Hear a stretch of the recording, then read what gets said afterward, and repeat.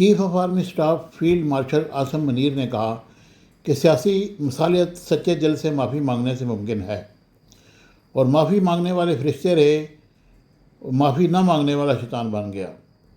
Brussels میں overseas Pakistani کی تقریب کے موقع پر انہوں نے کہا کہ تبدیلی کے بارے میں افواہیں سراسر جھوٹ ہیں، یہ افواہیں پھیلانے والے حکومت اور مقتدرہ دونوں کے مخالف ہیں۔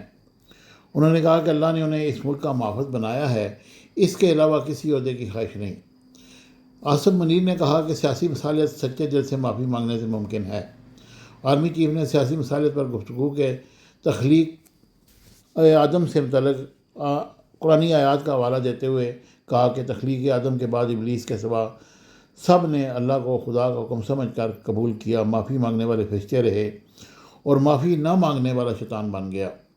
خارجہ پالیسی میں اظہار خیال کرتے ہوئے فیلڈ مارشل نے کہا کہ پاکستان کو چین اور امریکہ سے تعلقات میں توازن برقرار رکھنے کا طویل تجربہ ہے، اور ایک دوست کے لیے دوسرے دوست کو قربان نہیں کریں گے۔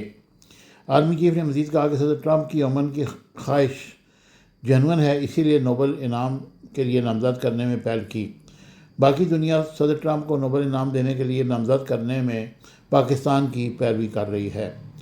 Field marshal general Asim Munir نے بھارت کو خبردار کیا کہ بھارت پراکسیز کے ذریعے پاکستان کے امن کو تباہ نہ کرے۔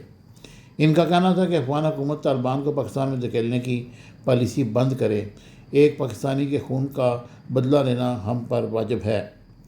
انہوں نے کہا کہ وزیر اعظم شہباز شریف کے خلوص کے ساتھ 18 گھنٹے کام کرنے کو سراہتے ہوئے وزیر اعظم اور کابینہ نے جنگ کے دوران جس عزم کا مظاہرہ کیا وہ قابل تعریف ہے۔ آرمی چیف میں کہ برسلز میں کئی گھنٹے کھڑے ہو کر دور دور سے آنے والے پاکستانیوں سے ملتے رہے، جبکہ اس موقع پر آرمی چیف کو مشورہ بھی دیا گیا کہ اتنے لوگوں سے ملنا بد انتظامی پیدا کرے گا، جس پر انہوں نے کہا کہ لوگ دور دور سے آئے ہیں، ان کا دل نہیں توڑا جا سکتا۔ وہیں اثنا آرمی چیف کے اعزاز میں برسلز میں پاکستانیوں کی جانب سے دی گئی تقریب میں فیلڈ مارشل کا جنگ کے فاتح کے طور پر استقبال کیا گیا، اور جب تک آخری پاکستانی آرمی چیف سے ہاتھ ملا کر رخصت نہیں ہوا وہ کھڑے رہے، اور انہوں نے استقبال کے لیے آنے والوں کا خیر مقدم کیا، ان کے ساتھ بڑی گرم جوشی سے ملے، اور برسلز میں یہ ایک تاریخی ان کا ایک استقبال تھا، اور تاریخی ایک امن کے داعی کی حیثیت سے بھی کہ انہوں نے امن بھی قائم کیا اور جنگ بھی جیتی۔ یہ ایک ایسی مثال ہے جس کی دنیا میں کوئی بھی مثال نہیں ملتی۔ Subscribe my channel Business Times News for latest political, national, international news. Don't forget to subscribe Business Times News.